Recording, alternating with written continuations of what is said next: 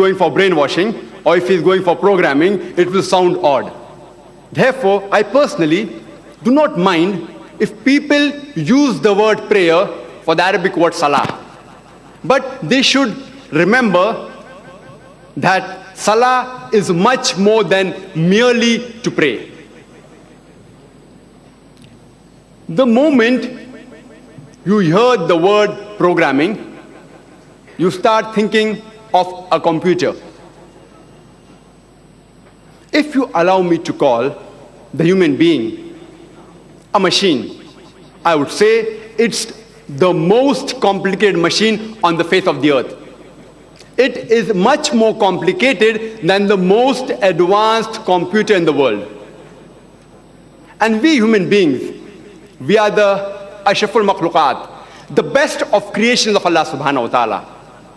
And the Holy Quran says in At-Teen, chapter number 95, verse number 4, لَقَدْ خَلَقْنَا الْإِنسَانَ فِي أَحْسَنِ تَقْوِيمٍ, that verily we have created the human beings in the best of molds. The psychologists, they tell us that our mind is not directly under our control. The body is directly under our control. If I want to lift my hand, I can lift it. If I want to bring it down, I can bring it down. If I want to take a step forward, I can take it. The body is directly under our control. But the mind is not directly under our control.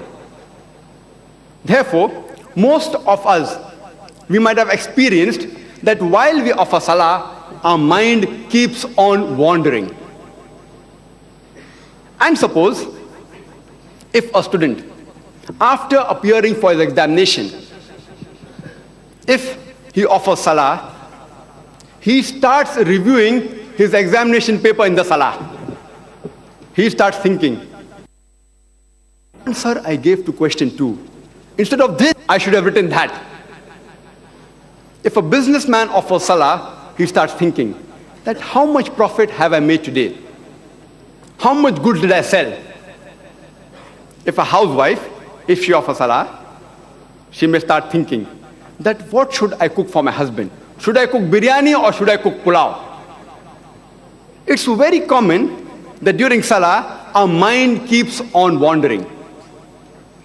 Why does the mind wander? The reason is because our mind is empty. And a mind cannot remain empty. Therefore, it wanders. Most of the Muslims, they know the basic things that we recite in our Salah. The Surah Fatiha and the few verses of the Holy Quran, or the short surahs of the Holy Quran, which we recite in the Salah. We Muslims, we recite it so mechanically that even if you wake up a Muslim from the middle of his sleep and ask him to recite Surah Fatiha, he can do it 100 miles per hour. It's mechanical. And because it is mechanical, only a minute portion of a mind is utilized in reciting the mechanical portion which we know by heart. That is Surah Fatiha and the other verses of the Holy Quran. Most of us Muslims, since we are non-Arabs, we don't understand Arabic as a language. And because we don't understand what we are reciting in our Salah, there are high possibilities of our mind wandering. Therefore, to prevent our mind from wandering, we should recite the Arabic portion and simultaneously recall the meaning of the things you are reciting in the Salah. If you know English, recall the English translation. If you know Urdu, recall the Urdu translation. If you know Hindi, recall it in Hindi. If you know Marathi, recall it in Marathi. If you know Gujarati, recall it in Gujarati. Recall the meaning of the things you're reciting in the language you understand best. For example, when we recite Surah Fatiha, Bismillah ar-Rahman ar-Rahim, in the name of Allah, most gracious, most merciful. Alhamdulillahi Rabbil Alameen. Praise be to Allah, the Lord of the worlds. Ar-Rahman Ar-Rahim, most merciful, most gracious. Maliki Yawmiddin, the master of the day of judgment. Iyyaka na'budu wa iyyaka nasta'een. Thee alone we worship, thee alone we ask for help. Ihdina siratal mustaqim, show us the straight path. Ihdina siratal mustaqim, siratal lazina an'amta alayhim, ghayril maghdubi alayhim waladdallin. The path of those who have earned thine favor, and of those whose path is not wrath, nor who go astray. When we recite the Surah Fatiha or the other verses in Arabic, simultaneously recall the meaning and your mind will not wander. Because, again, your mind is occupied in recalling the meaning of the Arabic portion that you're reciting in your Salaah. But after a few weeks or few months, even this becomes mechanical. Your mind is very powerful. You recite the Arabic portion and recall the meaning because the mind is very powerful, and again there are chances your mind will divert.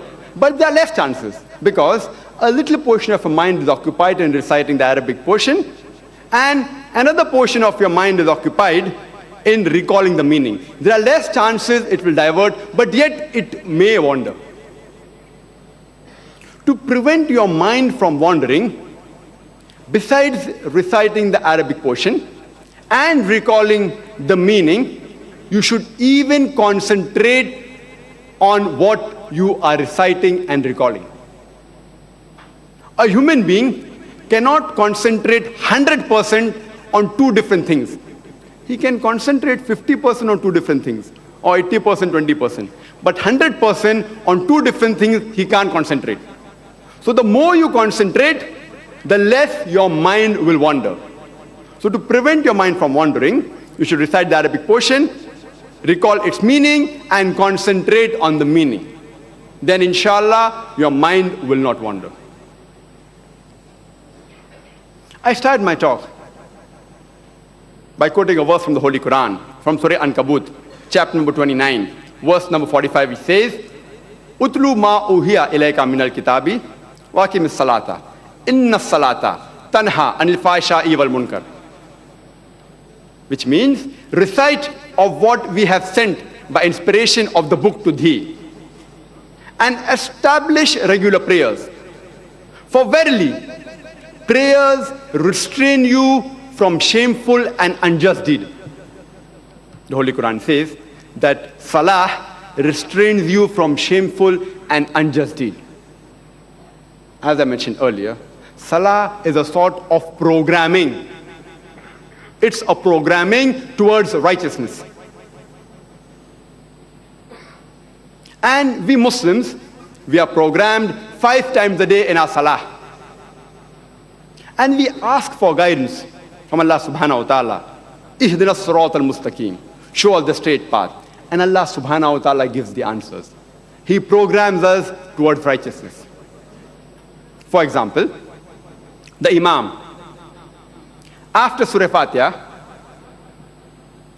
he may recite Surah Maida, chapter number 5, verse number 90, which says, Ya ayyuhal lazina amanu, O you who believe, innamal khamru wal maisiru, most certainly intoxicants and gambling, wal ansabu wal azlamu, dedication of stones, divination of arrows, rishthum min amali shaitan, these are Satan's handiwork.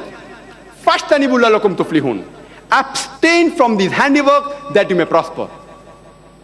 Here we are being programmed in the Salaah that you should abstain from intoxicants, from gambling, from idol worship,